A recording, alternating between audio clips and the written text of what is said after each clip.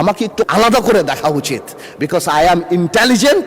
একটা বাড়িতে যদি 3টা বাচ্চা কাচ্চা থাকে বা 3জন বাচ্চা থাকে, 3জন সন্তান থাকে, আর একজন সন্তান যদি অঙ্কে ভালো হয়, বাবা মা তার জন্য একটা এক্সট্রা টিচার দেয়।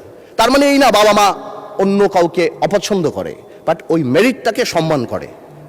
মানে স্পিকার, আমার ভোলাটে 1.3 ট্রিলিয়ন কিউবিক মিটার গ্যাস আছে।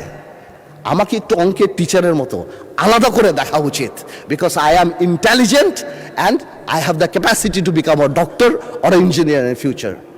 আমি গ্যাসে পরিপূর্ণ, আপনি আমাকে ভ্যালু করেন।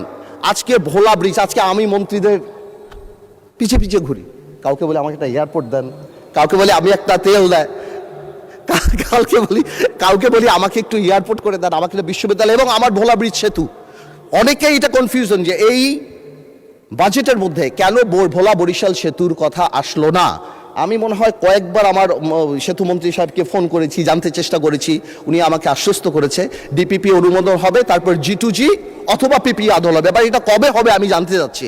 এয়ারপোর্ট আমি ভোলাবাসীর জন্য ঢাকা আসার জন্য চাচ্ছি না, বিকজ ওয়ান্স এই ইনফ্রাস্ট্রাকচার, যে নদী ভাঙানোর জন্য আমাদের আলী সাহেবের পিছে ঘুরি,